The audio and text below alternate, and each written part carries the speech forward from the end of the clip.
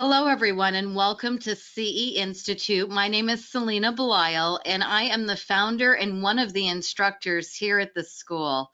We usually provide paid CE certificate training for massage therapists, body workers, and cosmetology practitioners.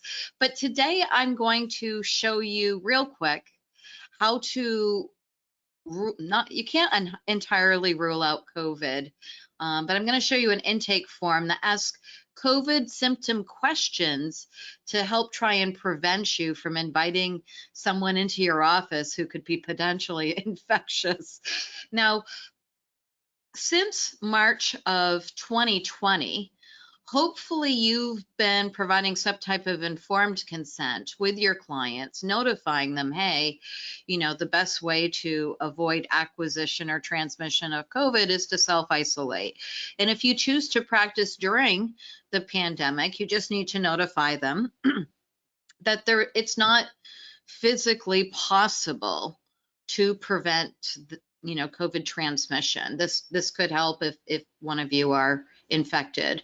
It might be helpful to tell the client your masking and sanitation procedures, how often you're getting tested to ensure you're not COVID positive, and you should be asking your clients as well if they've had any symptoms or testing for COVID too. Now, we teach to thousands of therapists, and last year, all of the therapists that we were teaching to repeatedly told us that the ABMP and AMTA and other massage professional associations were providing with their liability insurance client health intake forms that had a COVID screening. I'm going to show you one from Massage Magazine Insurance Plus. It's free. You don't even have to be a member. You can download this right from their website, massagemag.com. The title of their article says, this free massage intake form will help you screen out COVID-19. So you just click on one of the links here, enter your email address, and I believe it emails it straight to you, or you can download it from the site. I'm not sure how they're continuing this download. In this intake here, it's a 2-page health intake that you can use for normal intake purposes. I have a full clientele. I no longer see new clients, but when the pandemic started, I needed to inform all of my clients that, listen, I'm happy to continue to see you. This was after a certain period of time. And then after we were vaccinated, I felt safer to continue to my massage practice. And I said, but I do need to have you sign this COVID-19 agreement. And every single one of my clients has signed this. What I've done is I email it to the client prior to having the appointment with them. And then I will orally ask them, over the phone, have you presented with any of these symptoms within the past week to 2 weeks? Have you had a fever? Have you lost any sense of taste or smell? Have you been unusually fatigued, or a cough or sore throat or the sniffles or anything that might exhibit as COVID? And as long as they're like, no, I haven't exhibited any of this, okay, great, I'm going to come over. I usually do house call services for medically compromised individuals. I stay self-isolated myself, except for a very few client appointments. And I have them sign this before I actually work on them. And I further explain that, again, the best way to avoid acquisition or transmission is to self-isolate. So we're always taking a chance when you have person-to-person contact, especially when it's within 6 feet of each other. And there's no way to really perform massage services or almost any personal contact service and maintain 6 feet. So there's a little bit of a risk there.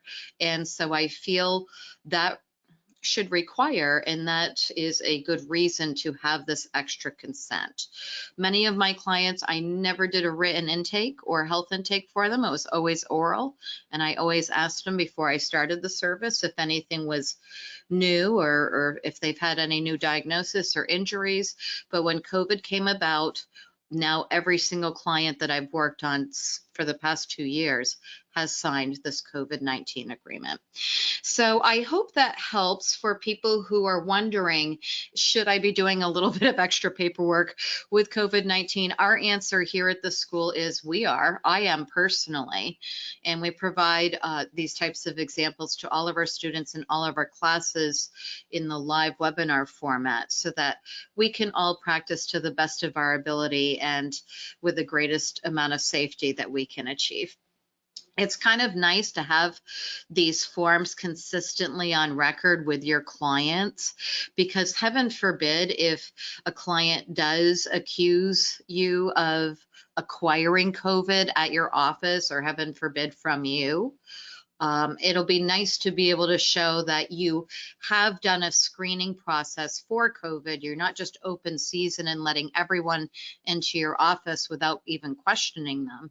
If you have a long practice of showing that every single client has signed this form, alleging that they never exhibited any of these symptoms, I think that might help protect you a little bit more than having no screening process whatsoever.